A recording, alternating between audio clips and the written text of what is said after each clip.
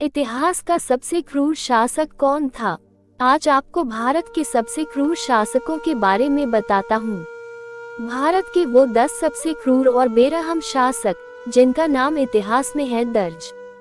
हम एक छोटी सी कहानी के माध्यम से क्रूर शासक के बारे में बताने की कोशिश कर रहे हैं। ये कहानी में जो भी बताया गया है वो शासकों की हिस्ट्री, इतिहास से लिया गया है। मध्य युग में भारत सोने की चिड़िया कहलाता था। शायद यही वजह रही कि पुराने समय में भारत हमेशा ही विदेशियों के निशाने पर रहा। देश के उत्तर पश्चिमी मार्गों से कई विदेशी आक्रमणकारियों ने यहाँ कई हमले किए, लूटपाट मचाए, साथ ही अपना साम्राज्य भी स्थापित किया। गुलाम, मुगल, खिलजी, तुगलक जैसे कई वंशों के शासकों ने भारत में कई वर्षों तक शासन किया। इतना ही नहीं, भारत की धरती पर कभी विदेशियों का राज रहा तो कभी हिंदू राजाओं की भी हुकूमत रही। ऐसे में अगर भारतीय इतिहास पर नजर डालें तो यहाँ कई शासक ऐसे हुए जिनके रामराज का वर्णन आज भी इतिहास में देखने को मिल जाता है।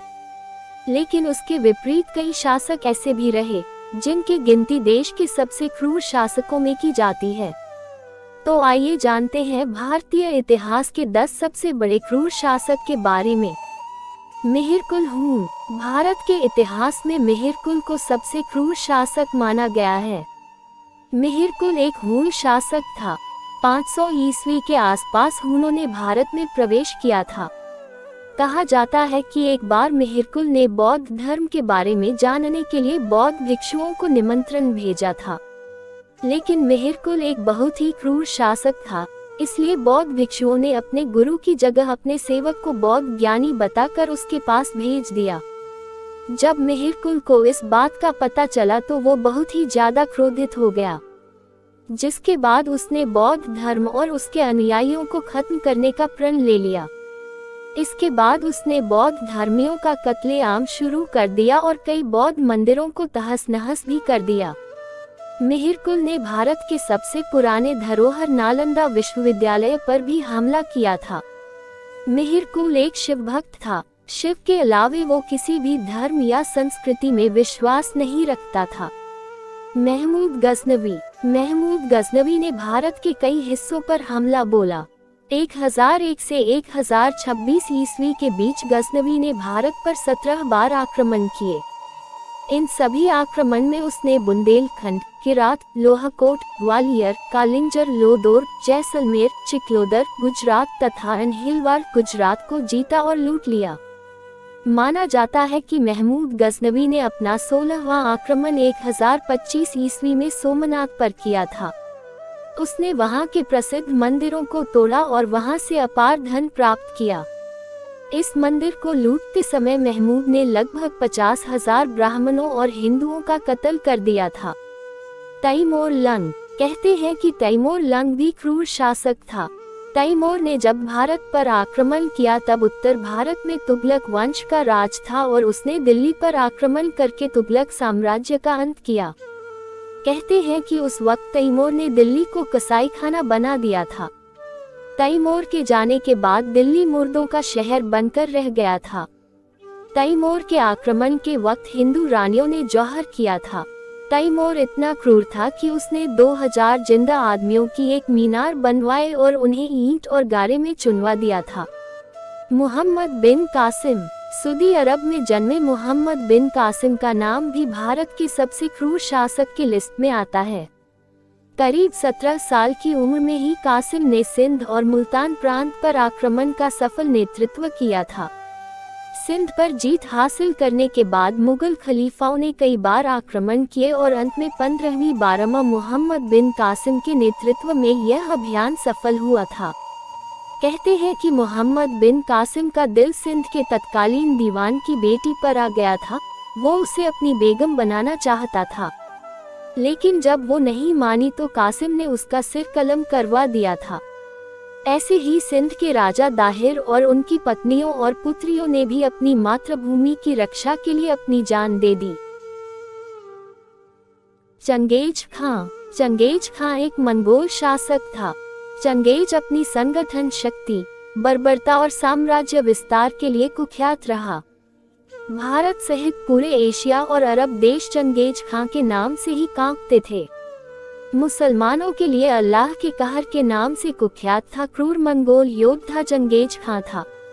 उसने अपने हमलों में इस कदर लूटपाट और खून खराबा किया कि एशिया में चीन, अफगानिस्तान सहित उज्बेकिस्तान, तिब्बत और बर्मा आदि देशों की बहुत बड़ी आबादी का सफाया हो गया था।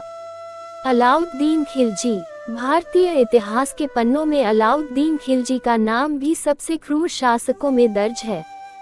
इसमें कोई दो राय नहीं है कि अलाउद्दीन खिलजी पर जंग जीतने का ऐसा जुनून सवार हो गया था कि लोगों को मारने में उसके हाथ तक नहीं कांपते थे। जिस वक्त महज मंगोलों का नाम सुनकर लोगों के हाथ कांप जाते थे, अलाउद्दीन खिलजी ने कई जगहों पर मंगोलों पर विजय पाई। खिलजी ने कई मंगोलों पर ऐसा कहर बरपाया कि उन्होंने उसके डर से इस्लाम कबूल कर लिया। कहते हैं कि खिलजी ने 30,000 मंगोलों को मौत के घाट उतार दिया था और उनके परिवार को अपना गुलाम बना लिया था। बाबर। भारत में मुगल वंश का संस्थापक बाबर ही था। 1526 ईस्वी में बाबर ने भारत में मुगल वंश की नींव रखी थी। बाबर का मेवाड़ के राजा राणा सांगा के साथ युद्ध बहुत चर्चित है। बाबर ने अपने शासनकाल में हजारों हिंदुओं का कत्ल करवाया और हिंदू मंदिरों को नष्ट किया। बाबर ने ग्वालियर के निकट उर्वा में जैन मंदिरों को भी नष्ट करवा दिया था। उसने चंदेरी के प्राचीन और ऐतिहासिक मंदिरों को भी नष्ट करवाया था, जो आज भी खंडहर के रूप में हैं। औरंगजेब। भारत में मुगल शासकों में सबसे क्रूर शासक के रूप में औरंगजेब का ही नाम लिया जाता है। औरंगजेब शाहजहां और मुमताज का बेटा था। औरंगजेब की क्रूरता का पता इस बात से ही चलता है कि उसने गद्दी के लिए अपने पिता को कैद करवाया लिया था और अपने सगे भाइयों भतीजों की बेरहमी से हत्या कर दी थी। इतना ही नहीं, औरंगजेब ने ही गुरु तेग बहादुर का सर कलम करवाया था और गुरु गोविंद सिंह के बच्चों को जिंदा दीवार में चुनवा दिया था। औरंगजेब ने अपने शासनकाल में अपनी प्रजा पर भी बेइंतहा जुल्म किए। उसने ये ऐलान कर दिया था कि उसके राज में गैर मुस्लिम लोग या तो इस्लाम कबूल कर ले या फिर मरने को तैयार हो जाएं। औरंगजेब के शासन में ज्यादातर ब्राह्मणों को मुस्लिम धर्म कबूल करना पड़ा था। औरंगजेब ने कई मंदिरों को भी तुड़वा दिया था। यहाँ तक कि औरंगजेब ने सार्वजनिक तौर पर हिंदू त्योहारों को मनाने पर भी प्रतिबंध लगा दिया था। नादिर शाह। नादिर शाह ने भारत पर आक्रमण किया और कई लूटपाट, कत्लेआम जैसी घटनाओं को अंजाम दिया। उस वक्त दिल्ली की सत्ता पर आसीन मुगल बादशाह मोहम्मद शाह को हराने के बाद उसने वहां से अपार संपत्ति अर्जित की, जिसमें कोहिनूर हीरा भी शामिल था। युद्ध में हारने के बाद दिल्ली के सुल्तान मोहम्मद शाह ने यह अफवाह फैलाई कि नादिर शाह मारा गया। इससे दिल्ली में भगदड़ मच गई और फारसी सेना का कत्ल शुरू हो गया। नादिर को जब ये पता चला तो उसने इसका बदला लेने के लिए दिल्ली पर आक्रमण कर दिया। उसने यहाँ भयानक खून खराबा किया और एक दिन में हजारों लोगों को मौत के घाट उतार दिया। इसके अलावा उसने शाह से भारी धनराशि भी लूट ली। अशोक। सम्राट अशोक को भारतीय इतिहास में एक क्रूर राजा के रूप में भी देखा जाता है। अशोक ने सम्राट बनने के लिए अपने ही सगे भाइयों से कई बार युद्ध किया और उनकी हत्या भी कर दी। अपने प्रारंभिक दिनों में अशोक अपनी क्रूरता और कठोरता के लिए दुनिया भर में जाना जाता था। अशोक ने अपने शासनकाल में कई क्रूर फैसले भी लिए। कहते हैं कि पहले अशोक का दिल इतना कठोर था कि उसे किसी पर भी तरस नहीं आता था। बाद में जाकर सम्राट अशोक को अपनी क्रूरता और लड़ाइयों से नफरत होने लगी, जिसके बाद उसने इसका पश्चाताप करने का मन बनाया। इसलिए सम्राट अशोक ने बौद्ध धर्म अपनाया और उसके बाद राष्ट्र के लिए कई बड़े और अच्छे फैसले लिए। निष्कर्ष। इनके अलावा इतिहास में और भी कई क्रूर शासकों का जिक्र मिलता है, जिन्होंने भारत में शासन किया और अपनी क्रूरता की सारी हदें पार कर दी। कुछ दार्शनिक और विदेशी इतिहासकारों का कहना है कि सोने की चिड़िया कहलाने वाले भारत देश में कभी गरीबी नहीं देखी गई थी और भारत में हमले की यही सबसे बड़ी वजह रही।